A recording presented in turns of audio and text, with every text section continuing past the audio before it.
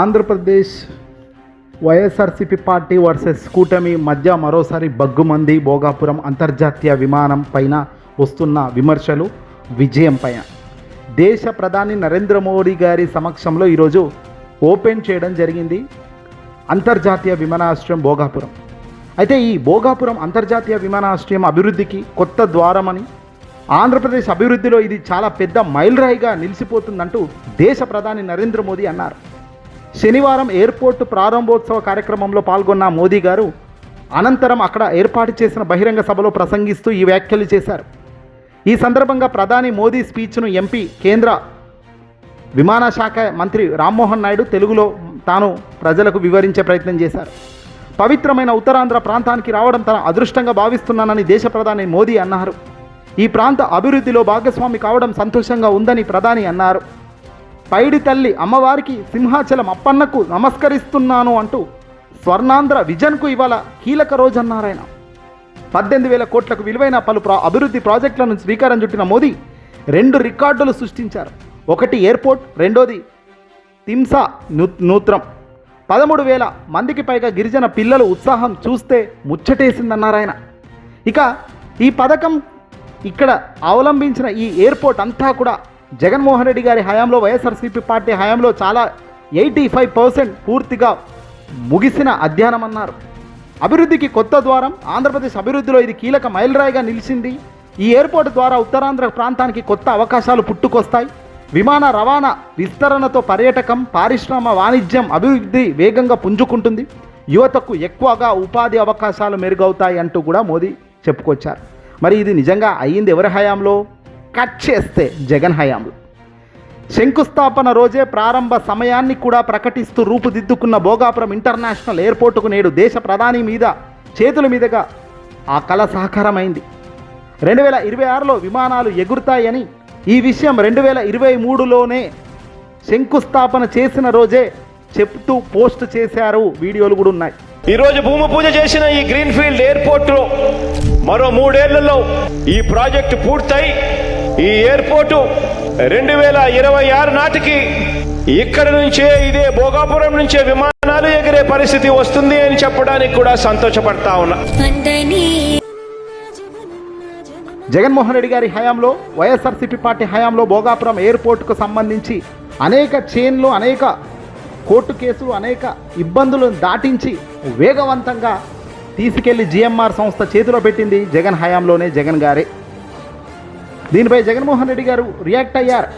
Bhogapuram international airport 2026లో విమానాలు ఎగురుతాయని 2023లోనే నేను శంకుస్థాపన చేసిన రోజే చెప్పాను అంటూ కూడా ఆయన ఎక్స్ ఖాతాలో తాను తన గతంలో చెప్పిన మాటను అక్షర సత్యంగా ఈరోజు రుజువైంది అంటూ కూడా తాను చెప్పడం జరిగింది.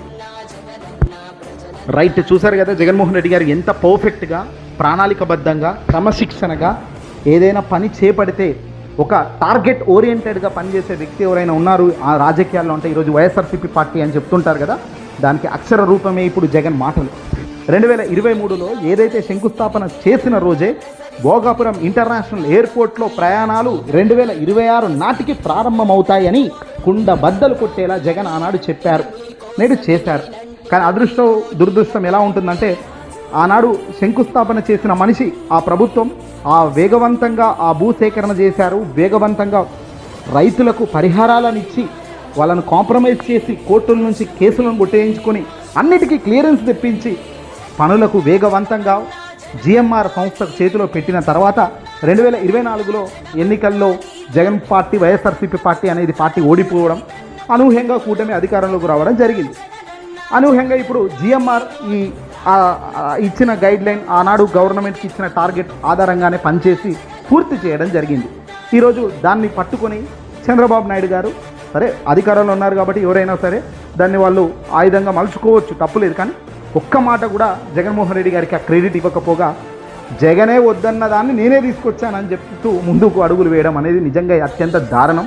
పవన్ కళ్యాణ్ లాంటి వ్యక్తులు నిజంగా బుర్రు ఉండి మాట్లాడతారా లేక మాట్లాడతారా తెలియదు. కానీ పవన్ కళ్యాణ్ కూడా ఈ మోదీ గారు సమక్షంలో ఈ భోగాపురం లాంచింగ్ సమయంలో ఈరోజు సాక్షాత్తు పవన్ కళ్యాణ్ కూడా అదే మాదిరిగా మాట్లాడడం, నిజంగా ఏదైనా మాట్లాడినప్పుడు వెనక ముందు చూసుకొని మాట్లాడితే బాగుంటుంది.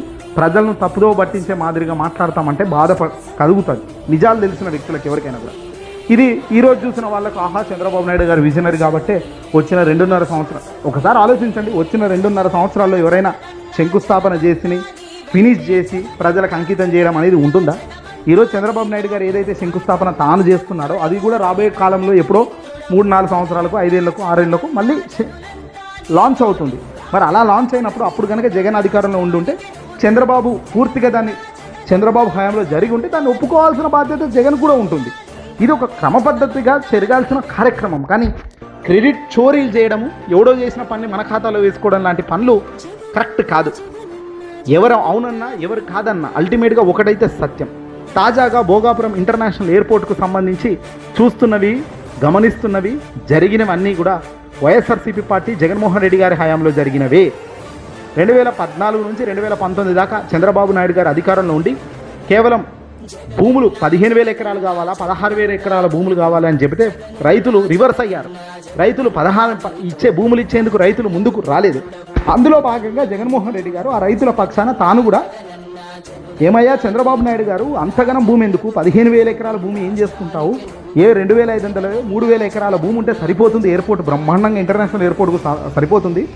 బెంగళూరు చెన్నైయో హైదరాబాదో చూసుకుంటే ఎన్ని వేల ఎకరాలు ఉన్నాయి, నువ్వు 15,000 ఎకరాలు అని దొబ్బేదానికి ప్లాన్ చేస్తున్నావు అంటూ ఆ రోజు ప్రజల పక్షాన రైతుల పక్షాన జగన్మోహన్ రెడ్డి గారు మాటలు మాట్లాడడం జరిగింది. కాబట్టి దాన్ని పట్టుకొని ఈరోజు ఆ రోజు ఎయిర్పోర్ట్ అంటే వద్దన్నారు, ఈరోజు నేను తెచ్చి చూపించానని గొప్పలు చెప్పే కార్యక్రమం చంద్రబాబు నాయుడు గారు చేయడం అత్యంత దారుణమైన పరిస్థితి.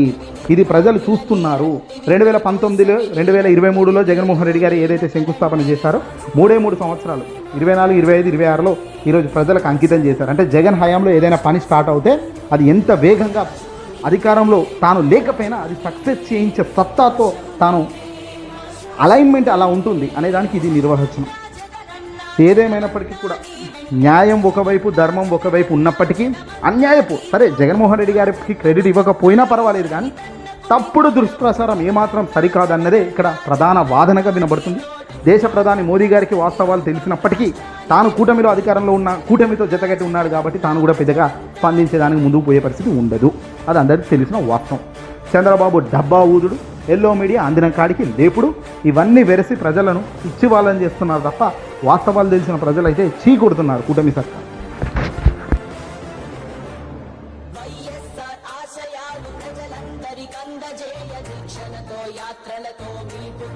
ఈరోజు భూమి పూజ చేసిన ఈ గ్రీన్ఫీల్డ్ ఎయిర్పోర్టులో మరో 3 ఏళ్లలో ఈ ప్రాజెక్టు పూర్తయి ఈ ఎయిర్పోర్టు 2026 నాటికి ఇక్కడ నుంచే ఇదే భోగాపురం నుంచే విమానాలు ఎగిరే పరిస్థితి వస్తుంది అని చెప్పడానికి కూడా సంతోషపడతా ఉన్నా.